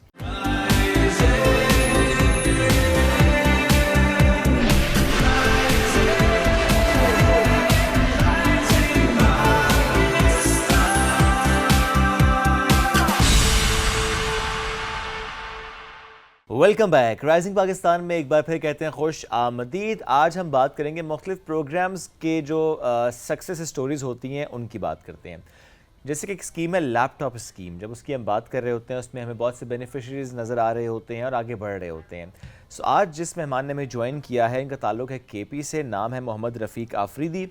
इनके जो वालिद साहब हैं वो पुलिस में खिदमत सर अंजाम दे रहे थे और 2010 में दहशत गर्दों के हमले के नतीजे में उन्होंने जाम शहादत नोश किया था। उसके बाद मोहम्मद रफ़ीक और उनके तो तमाम बहन भाई हैं, ज़रा एक मुश्किल हालात का सामना करना पड़ता है आपको, लेकिन हौसले बुलंद थे, आज़म बुलंद था और जिस तरीके से अपने तालीमी सफ़र का उन्होंने जारी रखने का एक फ़ैसला किया और फाटा यूनिवर्सिटी से BBA ऑनर्स किया अकाउंटिंग एंड फाइनेंस में, नुमाया कामयाबी इसमें हासिल की। उसके बाद मेरिट पर सिलेक्ट हुए फॉर लैपटॉप। अब लैपटॉप के बाद ज़िंदगी में कितनी तब्दीली आई, कौन से कोर्सेज़ किए, कैसे जॉब हासिल की इन्होंने, आज हम इस सारे मामले पर उनसे बात करेंगे। बिल्कुल जी, तो आपकी मुलाकात करवाते हैं जी मोहम्मद रफ़ीक आफरीदी से। अस्सलाम वालेकुम रफ़ीक, कैसे हैं आप? वालेकुम सलाम, मैं ठीक हूँ, आप ठीक हो? बिल्कुल ठीक, बहुत शुक्रिया प्रोग्राम में ज्वाइन करने के लिए। सबसे पहले तो मुबारकबाद, आप लैपटॉप स्कीम में लैपटॉप के मुस्तहिक रहे हैं और ऑब्वियसली आपने उसको विन किया है। कितनी ज़रूरत थी इस लैपटॉप की और आगे क्या चेंज देख रहे हैं अपने तालीमी करियर को, अपने प्रोफेशनल करियर को देखते हुए? सबसे पहले तो मैं आप लोगों का शुक्रिया अदा करना चाहता हूँ कि आप लोगों ने मुझे इनवाइट किया और बेसिकली इस लैपटॉप ने मेरे लाइफ में बहुत चेंजेस और अपॉर्चुनिटी क्रिएट किए, जिसकी वजह से मैंने बहुत कुछ सीखा, प्रोफेशनल कोर्सेज़ किए, साथ में मैं काबिल हो गया कि जो भी अपॉर्चुनिटी लाइफ में मिले मैं उसको अवेल करूँ, एक एलिजिबल कैंडिडेट रहूँ। That's great. अच्छा, थोड़ा सा हम ज़रूर जानना भी चाहेंगे 2010 की जब हम बात करते हैं वालिद साहब की शहादत के बाद का, उसके बाद जो मुश्किल वक्त आपकी पूरी फैमिली पे और आप तालीमी सफ़र का जारी रखना, आप 7 बहन भाई हैं जी, आप दूसरे नंबर पर हैं। जी जी। थोड़ा सा बताएं कि वो उस वक्त अपने आप को कितना मजबूत रखना ज़रूरी था, कैसे रखा आपने? सर बेसिकली जब मेरा वालिद का इंतकाल हो गया और वो शहीद हुआ तो इसके बाद ये था कि घर के मामलात और उसकी ज़िम्मेदारियाँ बढ़ गई, तो पढ़ाई को आगे जारी रखना बहुत मुश्किल काम था, लेकिन मैंने हिम्मत, हौसले और मेहनत से काम लिया और एक टारगेट रखा कि मैंने इसको अचीव करना है। सही। तो इसके लिए जो भी सख्त और मुश्किलात आएगी रास्ते में तो मैं इसको अबूर करूँगा और इसको मैं आगे लेके जाऊँगा। और बाकी मेरे साथ अपने माँ की दुआई भी थी और वालिद की कुर्बानियाँ, उसको मद्देनज़र रखते हुए और साथ में अपने असातिज़ा किराम जिन्होंने मुझे सही और प्रॉपर वे में गाइड किया कि कैसे इस चीज़ को अचीव करना है, तो मैं उनका शुक्रिया भी अदा करना चाहता हूँ। और साथ में मेरे भाई और बहुत से लोगों ने हेल्प आउट किया यहाँ तक पहुँचने में। और ज़ाहिर है आपकी अपनी मेहनत है इसके अंदर, उसको और भी मैंने अप्रिशिएट करना चाहिए। और मैंने दिन रात एक करके एक इस गोल को अचीव करने के लिए मैंने बहुत मेहनत की यहाँ तक पहुँचने के लिए। थोड़ा सा मैं जानना भी चाहूँगा आपसे कि वो जो एक स्ट्रगल का फेज़ होता है, स्ट्रगल का जो वक्त होता है, उसमें अपने आप को हिम्मत देना या आपने ख़ुद भी देनी होती है, आपकी ज़रा फैमिली भी दे रही होती है। आपने बड़ा कहा कि वालदा का जिक्र भी किया, आपने बड़े भाई का जिक्र भी किया, आपने असातिज़ा का जिक्र भी किया। कोई एक मेंटोर, कोई एक शख्स जो कि ज़्यादा आपको बता रहा होता है, गाइड कर रहा होता है, क्या ऐसा भी कुछ था शख्स ज़िंदगी में जो कि आपको रास्ता बता रहा होता है कि स्टे फोकस्ड, आपका ये रास्ता है? सर मेरे लाइफ में तो मेंटोर बहुत है, लेकिन बेसिकली जो मेरा मेंटोर है वो मेरा बड़ा भाई है। ओके। जिन्होंने मुझे हमेशा सपोर्ट किया और उन्होंने कहा जो भी हालात जितनी भी मुश्किलें, आपने अपने टारगेट और अपने मेहनत नहीं छोड़ना है। मतलब हालात तो आएंगे, वो चेंज होते जाएंगे, आपने फोकस रहना है और अपने दिल में सिर्फ ये बात रखना है कि हमारे वालिद ने इस चीज़ के लिए कुर्बानी दी है कि हमारे बच्चे भी आगे बढ़े और वो भी अपने ख्वाब को पूरा कर सके। अच्छा रफ़ीक, ज़िंदगी को अब अगर आप कंपेयर करते हैं, जब आपका स्ट्रगलिंग फेज़ एक था एंड देन अभी का जो फेज़ है, क्या कंपैरिजन्स आप ड्रॉ कर पाते हैं कि क्या क्या था, किन चीज़ों को आपने हासिल कर लिया अब तक, कितनी अकम्पलिशमेंट की फीलिंग आती है? मैम बेसिकली जब मैं उस फेज़ में था, जब मैं पढ़ रहा था, तो मुझे लग रहा था कि शायद मैं इस लेवल तक ना पहुंचूं, लेकिन उस ड्यूरेशन पे मेरा, जिस तरह पहले भी कहा, कि मेरा फोकस था कि मैंने इस चीज़ को अचीव करना है, और अभी भी मैं मेहनत साथ में कर रहा हूँ, मतलब जॉब के साथ साथ मैं पढ़ाई भी जारी रखी हुई है, तो मैं अपनी पढ़ाई पे भी काम कर रहा हूँ। तो मैंने अपनी मेहनत को कम नहीं किया, बल्कि मैंने डबल किया है, अभी डबल कर रहा हूँ। ओके। लेकिन टारगेट मेरा अभी भी है कि मैंने आगे बढ़ना है, और मैं चाहता हूँ कि मैं कुछ ऐसा बन सकूँ कि इस मुल्क के फ़ायदे में ज़बरदस्त, कुछ बहुत भी प्यारी करूँ। सोच है आपकी, इसीलिए हमने लफ्ज़ इस्तेमाल किया रास्ता, चूँकि ये तरक्की का रास्ता है, मंजिल नहीं है। अब ज़रूर हमें बताएं कि लैपटॉप किस साल मिला आपको, और लैपटॉप हासिल करने के बाद किस तरह से आपने कोर्सेज़ किए, कैसे उसका आपने फ़ायदा उठाया उससे? जब मुझे लैपटॉप मिला तो उस ड्यूरेशन पे मेरा फ़ाइनल थीसिस जारी थे, तो इस ड्यूरेशन पे उसने मेरा काफ़ी हेल्प आउट किया एकेडमिक में। मेरे साथ में मैंने प्रोफेशनल कोर्सेज़ भी किए, जिस तरह डिजिटल मार्केटिंग है। आजकल मतलब डिजिटल मार्केटिंग इस चीज़ का ज़माना है, इसको ख़ुद को अपडेट करना रखता है, तो ये चीज़ें मैंने उन पे किए। साथ साथ मैं उससे फ्रीलांसिंग के थ्रू मैं थोड़ा बहुत कमा रहा था, लेकिन एक स्टेबल अर्निंग की ज़रूरत थी, तो ताकि साथ साथ अपनी स्टडीज़ को आप फाइनेंस कर सकें। जी जी, तो साथ में एक स्टेबल उसकी भी ज़रूरत थी। तो जैसा मेरा ग्रेजुएशन कंप्लीट हुआ, तो मैंने प्राइवेट बैंक को ज्वाइन किया फिर एज अ ग्रेजुएट ट्रेनिंग। अब कितना अर्सा हो गया इस बैंक के साथ? मेरा 1 साल होने और वाला। आपने कहा साथ तालीमी सफ़र भी जारी रखा हुआ है, क्या पढ़ रहे हैं? MBA कर रहा हूँ। अच्छा, अभी MBA चल रहा है, कितना हो गया? ये बस 1 सेमेस्टर हो गया। अभी स्टार्ट किया फिर क्या तो। बात है। अच्छा, बाकी बहन भाइयों को भी पढ़ा रहे हैं साथ साथ? जी जी, सारे पढ़ा रहे। अच्छा, तो देखिए वही होता है फैमिली में, कोई एक, जिस तरह आपके लिए आपके बड़े भाई हैं और आप सेकंड नंबर पे हैं, आपके बाकी बहन भाइयों के लिए आप इंस्पिरेशन होंगे और आप उनके लिए रास्ते हमवार कर रहे हैं। मैं बेसिकली मैं चाहता हूँ ना कि हर नौजवान ये सीखे कि ख़ुद को कैसे सपोर्ट करना है, अपने फैमिली को कैसे सपोर्ट करना है, और एक रिस्पॉन्सिबल सिटीज़न कैसे बनना है। और मतलब ये चीज़ आप इसको एक्सक्यूज़ नहीं बनाना चाहिए कि मैं इस इलाके से ताल्लुक़ रखता हूँ, या मेरे फादर नहीं है, या मैं ऐसा हूँ कि मैं फाइनेंशियली स्टेबल नहीं हूँ। तो ये एक्सक्यूज़ मेरे ख़्याल में फ़जूल ही है, क्योंकि आप अगर चाहो और आपके दिल में मतलब ये है, यकीन है, और आप अपने मेहनत और लगन से काम करेंगे, तो कुछ भी आई थिंक इम्पॉसिबल नहीं है। आप कर सकते हो, आप अचीव कर सकते हो। बिल्कुल सही बात है। अब आप इस्लामाबाद में रहते हैं, घर वाले खैबर डिस्ट्रिक्ट में ही रहते हैं। जी जी। आप कितने अरसे बाद चक्कर लगाते हैं? मैं तकरीबन महीना 2 महीने बाद। 2 महीने बाद चक्कर लग जाता है। अम्मी की क्या ख्वाहिश है? वो कोई बात होती होगी ना बहन भाइयों को लेकर, अपनी फैमिली को लेकर, कुछ ख्वाहिशात होती हैं जो वालिदैन जिक्र करते हैं बच्चों के सामने? वालिदा क्या जिक्र करती हैं? वालिदा बस ये ज़िक्र करती है, वो पूछती भी है कि मतलब अपना ख्याल रखे, पहले तो अपना ख्याल रखे क्योंकि इतना दूर हो। दूसरी बात ये है कि मतलब जहाँ तक भी हो सके ना, लोगों की हेल्प आउट करे जहाँ भी वो हो, और अपने लिए और अपने भाइयों के लिए, उनके लिए मतलब आगे कोशिश करे, मेहनत जारी रखे, और आप किसी से कम ना हो। मतलब वो मुझे ये हौसला देती है कि आप कमज़ोर ना हो। मैं हालांकि मुझे चाहिए कि मैं उनको दूँ, लेकिन वो फिर भी इतना वो करती है, सपोर्ट कर रही है। वो कहती है कि मतलब आप आगे जा सकते हो, और भी मतलब ये कुछ भी नहीं है, आगे जाओ। मतलब वो हौसला देती है एक तरह का। सो जाहिर है मुश्किल तो मैं कहूँगी कि अभी माँ से दूर रहना, फैमिली से दूर रहकर जॉब आप कर तो रहे हैं, लेकिन जाहिर है आपने आगे बढ़ना होता है ज़िंदगी में, और उन्हीं अपनों के लिए आपने बढ़ना होता है। बट ये भी शायद थोड़ा सा मुश्किल आपके लिए होता होगा, चीज़ों को मैनेज करना, और फिर घर से दूरी, इन चीज़ों को किस तरह ओवरकम। मैं ये सवाल इस पर्सपेक्टिव में भी पूछ रही हूँ कि यंगस्टर्स अक्सर होता है ना, घर से निकलना, अपनी कंफर्ट जोन से निकलना वो पसंद नहीं कर रहे होते। वो कहते हैं ठीक है, हम घर वालों के पास हैं, साथ हैं, जैसे भी हैं, रह रहे हैं and all that. So comfort zone से निकल के बाहर जाना, आउट ऑफ द बॉक्स सोचना, उसके बाद वो चीज़ें करना जिसमें चैलेंजेस ज़्यादा हैं, अपने आप को मेंटली कैसे ठीक रखते हैं और मोटिवेटेड कैसे रखते हैं? मैं इस चीज़ का आगाज़ इस साइड से करूँगा कि जब मेरा वालिद शहीद हुआ ना, तो उस टाइम से मैं उसी इलाके में रहता था, मैं उसी इलाके में पढ़ता था, उन्हीं ग्रुप्स के अंदर रहता था जिसने उसको मतलब शहीद किया था। तो मेरे लिए बहुत टफ सिचुएशन था, मैं रोज़ आता था जाता था। तो ये सारे चैलेंजेस मैं वहाँ से लेके आ रहा हूँ। और उसके बाद मैं थ्रू आउट BS हॉस्टल में रहा, घर से दूर रहा। तो उन एक्सपीरियंस की वजह से मुझे ये दूरियाँ और ये घर से ये मेरे लिए कुछ भी नहीं है, क्योंकि मैंने बचपन से इन सख्त और मुश्किलात से गुज़र के यहाँ तक पहुँचा हूँ।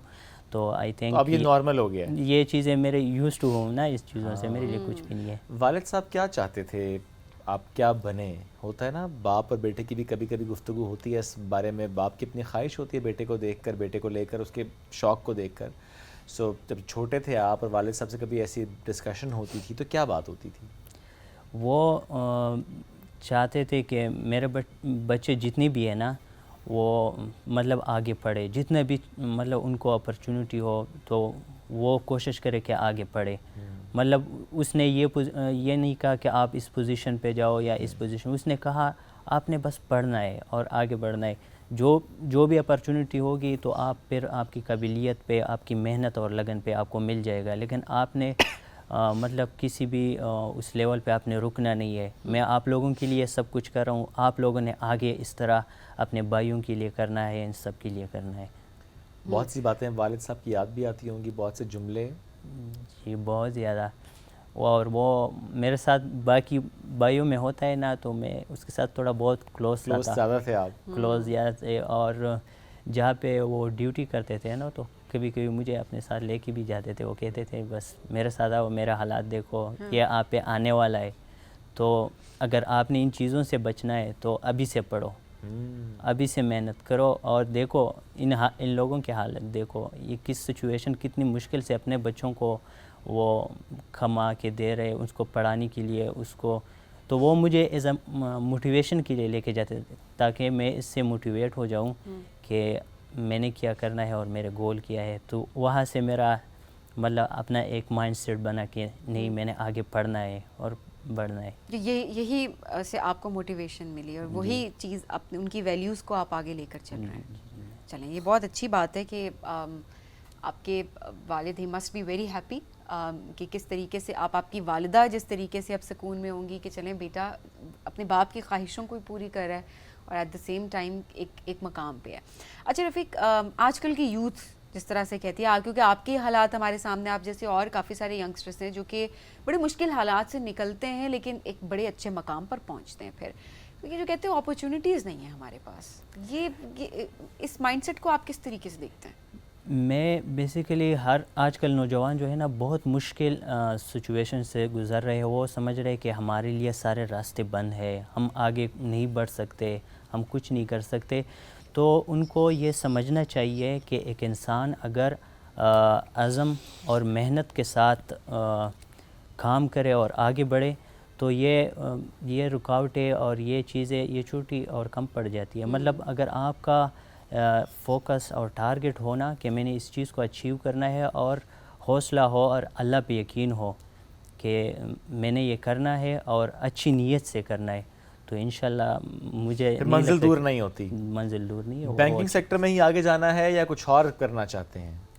सर मैं बेसिकली मेरा ये कंसेप्ट नहीं है कि मैं किसी एक जगह पे रहूं या किसी एक ऑर्गेनाइजेशन पे रहूं। मैं चाहता हूं कि जहाँ पे भी मुझे अपॉर्चुनिटी मिले, जहाँ पे आगे बढ़ने का मुझे अच्छा मौका मिले, तो मैं वहाँ पे अपने मुल्क के लिए कुछ कर सकूं। इंशाल्लाह। बहुत शुक्रिया रफ़ीक, आप साथ मौजूद थे। जो आपकी स्ट्रगल थी, जैसे आपने अपने स्ट्रगल्स को समझते हुए उनको ओवरकम किया, आप उससे मतलब ज़िक्र भी कर रहे थे। और आज हमारा मकसद भी ये था कि हम आपके सामने रख सकेंगे बहुत से प्रोग्राम्स, बहुत से इनिशिएटिव्स जिससे मुतालिक हम बात तो कर रहे होते हैं, इवेंट्स भी देख रहे होते हैं, उनके बेनिफिट्स से मुतालिक बात हो रही होती है, लेकिन जो एक सक्सेस स्टोरी होती है वो बड़ी ज़रूरी होती है आपके सामने लेकर आना, कि that's what describes the perfect utilisation of resources. कि अगर हुकूमत, रियासत, इदारे आपके साथ किसी मामले में सपोर्ट कर रहे होते तो फिर आपने कैसे यूटिलाइज़ करना होता है उनको, कि वो सिर्फ एक लैपटॉप फिर लैपटॉप नहीं होता। आपने उसमें अपनी डिग्री के दौरान भी उससे फ़ायदा उठाया, आपने उसमें एक्स्ट्रा कोर्सेज़ भी किए और उसकी वजह से आप एक इंडिपेंडेंटली Freelancing आगे भी बढ़े। यस, फ्रीलांसिंग भी किया, अपने आपको सपोर्ट किया, अपने आपको फाइनेंस किया during your study period. Rafiq, once again thank you very much, साथ मौजूद थे। Thank you. थैंक यू जी। हम बढ़ेंगे नाज़रीन एक ब्रेक की तरफ, ब्रेक से वापस आएंगे, रहिए साथ। ये है राइजिंग पाकिस्तान।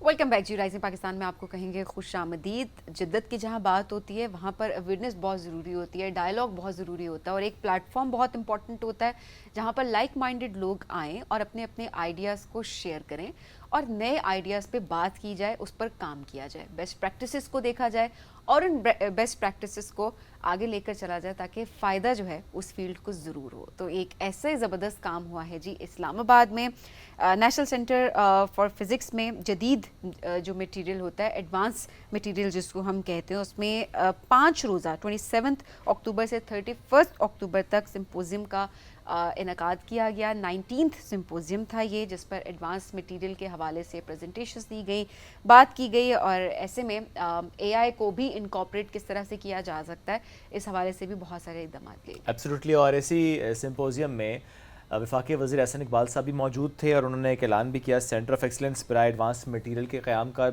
उससे मुतालिक भी आज हम बात करेंगे। प्लस बहुत से लोग जो कि एडवांस मटेरियल से मुतालिक नहीं जानते, तो आज के सेगमेंट उनके लिए भी बहुत इन्फॉर्मेटिव होने वाला है, इंक्लूडिंग आज हम ज़रा और समझ पाएंगे उसको कि बेसिकली कहाँ कहाँ पे उसकी यूटिलाइजेशन हो रही होती है। और इसी इवेंट में, इसी सिम्पोजियम में मुख्तलिफ ममालिक से, रशिया से भी, चाइना से भी, मलेशिया से भी, टर्की से भी, एंड सो मैनी कंट्रीज़, जहाँ के साइंटिस्ट, जहाँ के रिसर्चर्स मौजूद थे। डिफरेंट डिस्कशंस हो रही होती हैं, हम एक दूसरे से सीख रहे होते हैं। और इसी इवेंट की जब बात करें तो पाकिस्तान एडवांस मटेरियल फोरम और इंस्टीट्यूट ऑफ स्पेस टेक्नोलॉजी के कोलैबोरेशन से इसको मुनक़्क़िद किया गया। आज हम इस पर मजीद बात करेंगे। हमें प्रोग्राम में ज्वाइन कर चुके हैं डॉक्टर सैयद वलायत हुसैन साहब, जो कि अमेरिका की यूनिवर्सिटी ऑफ कनेक्टिकट से उन्होंने MS और PhD की डिग्री हासिल की। माशाल्लाह 3 दहाइयों से ज़ायद का उनका तजुर्बा है। एलॉयड डेवलपमेंट, मटेरियल करेक्टराइजेशन और फेलियर एनालिसिस। अभी देखिए ज़रा मुश्किल टर्मिनोलॉजीज़ हैं, हम इसको ज़रा एक्सप्लोर करने की कोशिश करेंगे। तहकीक और तरक्की के शोबे में जो उनका काम है, उसमें उसके एतराफ़ में हुकूमत पाकिस्तान ने सितारे इम्तियाज़ से भी माशाल्लाह इनको नवाजा है। Let's welcome doctor Syed Wilayat Hussain sir. अस्सलाम वालेकुम एंड गुड मॉर्निंग, कैसे हैं आप? जी वालेकुम सलाम, thank you very much. Great to have you जी, great to have you sir. थोड़ा सा बताएं इसी सिम्पोजियम से मुतालिक। This was 19th edition, right? जी। सो इस बार क्या डिफरेंट था, किस लेवल पे था, कितना उसका इम्पैक्ट आया, हाउ वाज द फीडबैक? देखिए, ये 1989 में शुरू हुआ और ये बहुत ही अनयूजुअल सी चीज़ है कि बग़ैर किसी रुकावट के हर दूसरे साल हो रहा है। ठीक है। तो ये 19वां था। ओके। और इसे इत्तफाक कहें या कुछ भी कह लें कि मैं पहले में भी शामिल था माशाल्लाह as a management team and researcher, और अभी भी। तो इसमें एक तरह की हिस्ट्री नज़र आती है कि किस तरह चेंजेस आ रही हैं मटेरियल्स में और इवन पाकिस्तान के अंदर। सही। तो ख़ास तौर पे जो हमने नोट किया कि पाकिस्तान में मुख्तलिफ़ तहक़ीक़ाती इदारे बड़े अच्छे काम कर रहे हैं और इंडस्ट्रीज़ आगे आ रही हैं।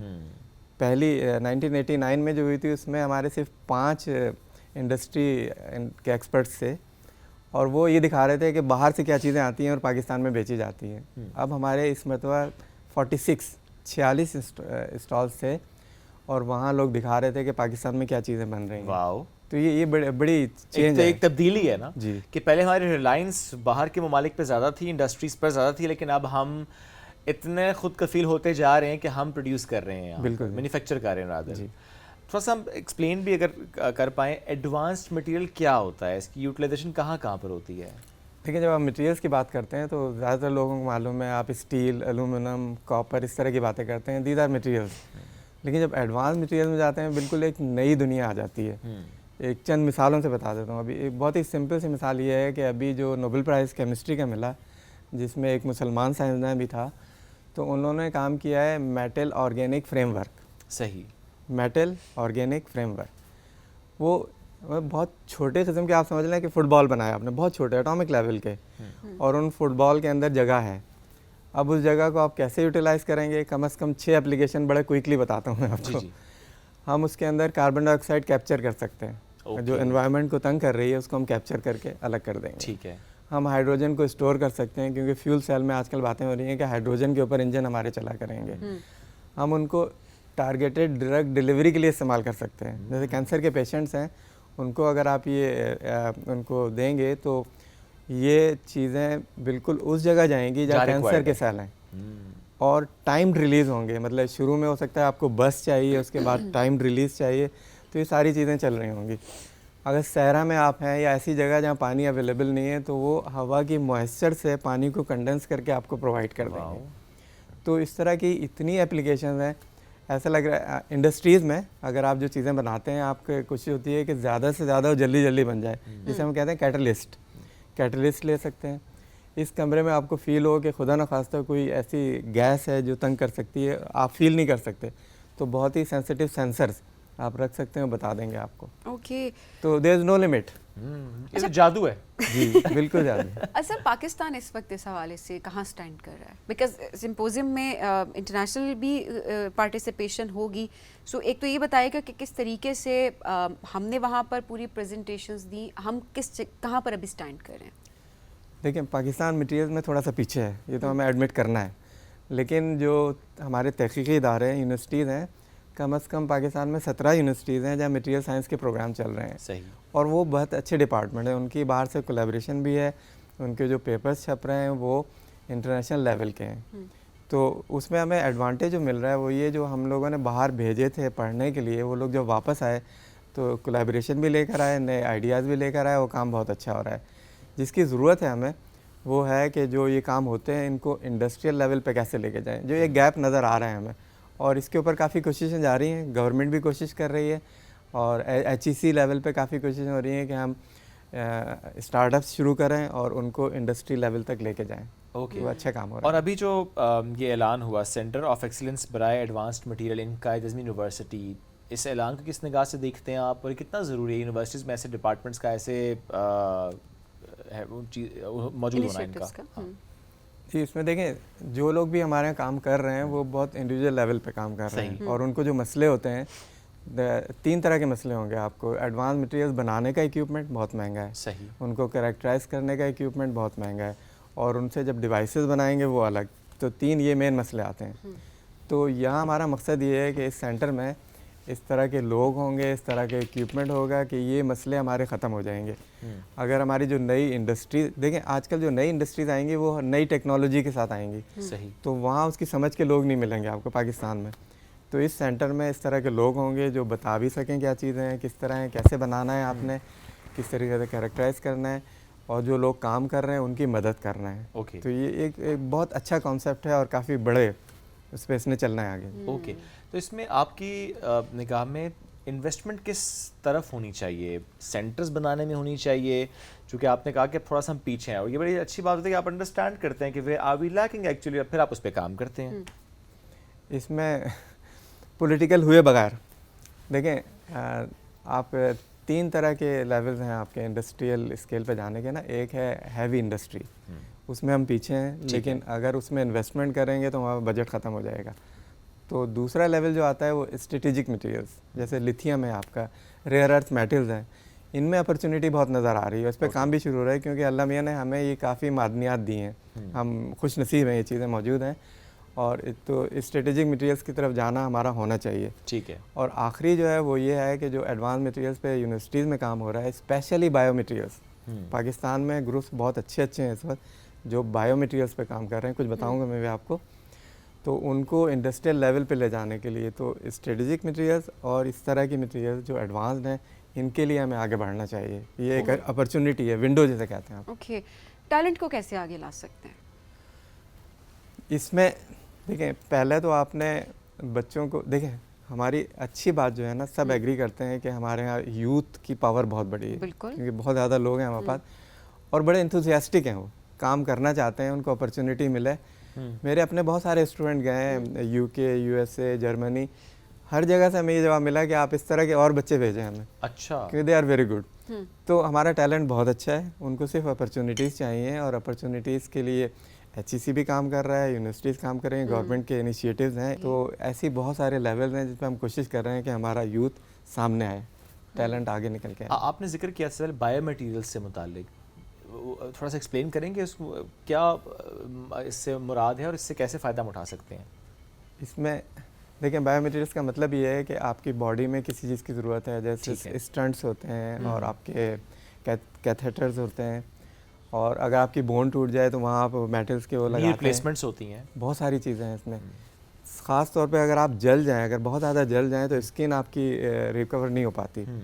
इन सारी चीज़ों में पाकिस्तान में काम हो रहा है। अच्छा। This is unbelievable. लोगों के लिए मालूम होना चाहिए कि हमारे बहुत अच्छे ग्रुप हैं कि यूके और जर्मनी ने हमें फंड्स दिए हैं कि आप इस तरह की स्किन डेवलप करें। जो देखिए नॉर्मली जब स्किन डेवलप होती है तो उसमें सेंसेस नहीं होते, सही। और वो पता नहीं चलता कि कोई गर्म चीज़ आ गई या कुछ चोट लगी। अब ऐसी स्किन डेवलप कर रहे हैं जिनमें नर्व्स भी होंगे। ओके। फिर जो आपके इम्प्लांट्स होते हैं उनमें दो चीज़ें आती हैं कि क्या आपकी बॉडी इसको कबूल करेगी या नहीं, जिसे हम कहते हैं बायो कंपैटिबिलिटी। लेकिन उससे अगला लेवल जो होगा ना वो होगा बायो एक्टिविटी। मतलब ये कि हम ये चाहेंगे कि मेटल के ऊपर ही हमारे सेल्स ग्रो करना शुरू कर दें, बोन ग्रो करना शुरू हो जाए। ये आजकल बातें हो रही हैं। अब ये भी होता था कि आपने कोई मेटल इम्प्लांट किया तो उसके बाद जब आपकी रिकवरी हो गई तो आपने उन्हें निकालना है, सेकंड सर्जरी। अब हम ऐसे मटेरियल्स की बात कर रहे हैं जो बॉडी के अंदर ही डिज़ोल्व हो जाएंगे। जब रिक्वायरमेंट खत्म हुई तो डिसॉल्व हो जाएंगे। जी, जब उन्होंने अपना काम ख़त्म कर लिया। फॉर एग्जांपल मैग्नीशियम के अलावा मैंने ली वो अपना काम किया, उसने आहिस्ता आहिस्ता बॉडी में डिज़ोल्व की और उसकी जो प्रोडक्ट है वो हमारी बॉडी के लिए यूज़फुल है, क्योंकि मैग्नीशियम आयंस की हमारी बॉडी को ज़रूरत होती है। इस तरह के काम हो रहे हैं हमारे, बहुत अच्छे काम हो रहे हैं। That's great. और मेरा सवाल ये सर, देखिए यूनिवर्सिटी लेवल पे बहुत काम हो रहा होता है, स्टूडेंट्स के बहुत प्रोजेक्ट्स भी होते हैं, बहुत हाईलाइट भी हो रहे होते हैं, इंटरनेशनल इवेंट्स पे जाते हैं, पार्टिसिपेट करते हैं, शोकेस करते हैं अपना टैलेंट, बहुत ज़्यादा पजीराई मिलती है। आपने खुद कहा कि यूके में और बहुत से ममालिक में जो स्टूडेंट्स जाते हैं तो वहाँ से ये आता है कि और स्टूडेंट्स भेजें ऐसे इतने शाइनिंग स्टूडेंट्स। क्या वजह है कि जो कमर्शलाइजेशन वाला एस्पेक्ट होता है उसमें थोड़े से हम पीछे रह जाते हैं किसी भी प्रोडक्ट को लेकर? देखिए इसमें बेसिकली 3 स्टेप होते हैं। पूरी दुनिया में होता है कि आपने लैब में कोई चीज़ डेवलप किया, पहले तो आपने सोचा कि क्या चीज़ करनी है, जिसे हम कहते हैं डिज़ाइन।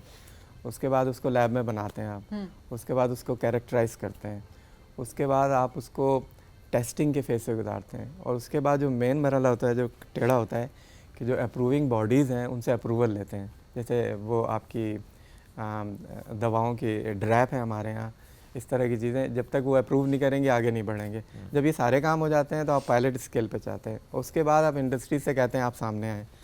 तो हमारे वाला वो जो स्टेप है ना, इंडस्ट्रीज़ के सामने आना, वो थोड़ा सा पीछे है। उसके लिए HEC कोशिश कर रहा है। हर यूनिवर्सिटी में उन्होंने ओरिक के नाम से office of research innovation and commercialisation, और इग्नाइट है, पाकिस्तान नेशनल साइंस फाउंडेशन है, ये सारे कोशिश कर रहे हैं कि इस चीज़ में हम आगे बढ़ें। ओके, बिकॉज ये सवाल इसलिए भी शुएब ने रखा क्योंकि हमारे पास जितने स्टूडेंट्स आते हैं यहाँ पे अक्सर यही कह रहे होते हैं कि हम प्रोडक्ट बना देते हैं, हम काम कर रहे होते हैं, लेकिन उसको कमर्शियल इसलिए नहीं कर पा रहे होते क्योंकि हमारे पास उस तरह से रिसोर्सेज या फंडिंग नहीं होती। एग्जैक्टली। तो ये वजह होती है। और या जिस लेवल पर उन्होंने अपने उस प्रोडक्ट को लेकर जाना होता है कमर्शियल करने के लिए, वो रिसोर्सेज उनके पास नहीं होते। तो आई एम श्योर कि इदारे अब इस हवाले से काम अभी कर भी रहे हैं, क्योंकि काफ़ी एग्जाम्पल्स हमारे सामने हैं भी, लेकिन मजीद मुझे लगता है प्राइवेट सेक्टर को भी आगे आने की बहुत ज़रूरत है। इसमें एक राय और भी होती है जो कमर्शियल एस्पेक्ट के मामले में, कि इदारे ये राय रखते हैं कि वो जो प्रोडक्ट आपने बनाया है वो मैस के लिए नहीं है।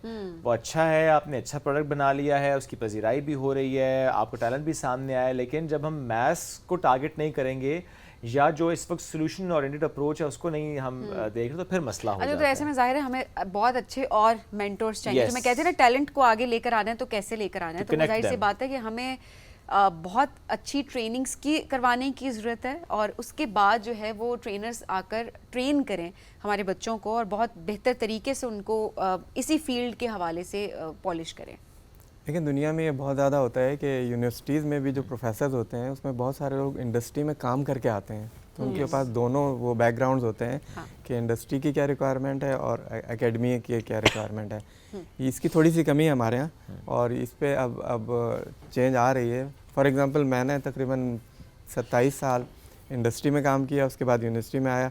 अब मैं अपने बच्चों को बता रहा होता हूँ अपने तजर्बे कि मैंने किस तरह ये मटेरियल डेवलप किया था और इसको हम कैसे लेके आगे बढ़े थे। तो ये चीज़ें हो रही हैं। अब डिफरेंट तरीके से फिर आप अपने स्टूडेंट्स के साथ कनेक्ट भी कर सकते हैं, पर स्टूडेंट्स फर्स्ट हैंड एक्सपीरियंस ले रहे होते हैं, तो ये एक बहुत डिफरेंस क्रिएट करता है। सर आखिर में AI से मुतल्लिक भी बताइएगा, किस तरीके से AI को इनकॉर्पोरेट किया जा रहा है और मज़ीद कैसे काम होना चाहिए? देखिए AI का मटेरियल साइंस में तो बहुत ज़्यादा रोल है और बहुत तेज़ी से आ रहा है सामने, क्योंकि हम जब भी कोई नई मटेरियल डेवलप करते हैं डिज़ाइन लेवल पे सोचना उसमें टाइम लगता है। हम अगर आपके पास AI होगा तो वो बड़ी जल्दी बता देगा कि इस तरह की चीज़ के लिए आप ये करें। उसको बनाने का तरीका अगर हम लैब में करते हैं it could be very long, बहुत टाइम लगता है, टेस्टिंग बहुत ज़्यादा और बहुत सारे रूट्स होते हैं। AI से हमें ये आसानियाँ हो जाएंगी। नई मटेरियल जो अभी अवेलेबल नहीं है उनका हम सोच रहे हैं वो AI हमें बता सकता है कि इस तरह की मटेरियल इस तरह आप बनाएंगे। ओके आप सस्टेनेबिलिटी की बात करें, रिसाइकलेबिलिटी की बात करें, या AI आपकी बहुत हेल्प करेगा कि किस रूट से आप जाएं, किस तरीके से चलें, ये सारी चीज़ें। तो ये बेसिकली आप समझ लें बहुत ज़्यादा ज़हीन आदमी, बहुत ज़्यादा नॉलेज वाला एक चीज़ बैठा हुआ है कि उसके पास हर मसले का हल है, लेकिन वो उसका बैकग्राउंड क्या है, हमारे तजुर्बात, हमने जो डेटा जनरेट किया था वो सारा वहाँ अवेलेबल है और वो क्विक डिसीजन ले सकता है। Absolutely sir. Rare earth metals से मुतालिक भी आपने इससे पहले बात की वी हैव दैट, और क्या हमारे पास वो कैपेबिलिटी भी है कि हम उस रेयर अर्थ मेटल को बाकायदा तौर पे इस्तेमाल भी कर सकें, उनकी एक्सट्रैक्शन जिस तरह से उसे यूटिलाइज़ करना चाहिए कि ज़ाया ना, बिकॉज हम उस दिन भी डिस्कस कर रहे थे कि पाकिस्तान में जहाँ जहाँ पर भी कीमती पत्थर भी है वहाँ पर भी जिस तरह से उसकी माइनिंग होती है, एक्सट्रैक्शन का जो प्रोसेस है उसमें ज़ाया हो जाता है बहुत सारा। So what's the scenario with this rare earth metal? आपने एक सवाल नहीं किया, 3-4 सवाल किए। ये आदत है मेरी। देखें इस तरह की जो मेटल्स है ना रेयर अर्थ जिन्हें हम कहते हैं, इनकी जो कंसंट्रेशन होती है बहुत कम होती है। ठीक है। अगर हमें किसी पहाड़ में मिले कि 1% रेयर अर्थ है तो हम उछल पड़ते हैं कि ये तो बहुत है। तो पहला स्टेप तो यही आ गया कि 99% जो गंद बला थी उसको अलग करना है, एक स्टेप ये। यस। उसके बाद ये कि ख़ास तौर पे रेयर अर्थ मेटल्स में ये तकरीबन 15 एलिमेंट हैं, टोटल 17 है दुनिया ने रिकग्नाइज़ किए हैं। 17 एलिमेंट है जो 15 की प्रॉपर्टीज़ एक दूसरे के बहुत करीब हैं। सही। तो उनको अलग अलग करना इतना आसान नहीं है, बहुत मुश्किल काम है। इनके लिए आपको साइंटिफिक समझ भी चाहिए और टेक्नोलॉजी भी चाहिए। ऐसे ही है। अच्छा, अच्छी बात जो है हमने रिकग्नाइज़ भी किया है कि हमारे यहाँ रिजर्व्स हैं, जगह भी आइडेंटिफाई हुई हैं और हमारे यहाँ पायलट स्केल पे काम भी हो चुका है। ओके। कि उसको लेके हम किस तरीके से सेपरेट कर सकते हैं। अब अगला लेवल वही होगा जो आपको बताया कि पायलट से आप इंडस्ट्री पे जाते हैं।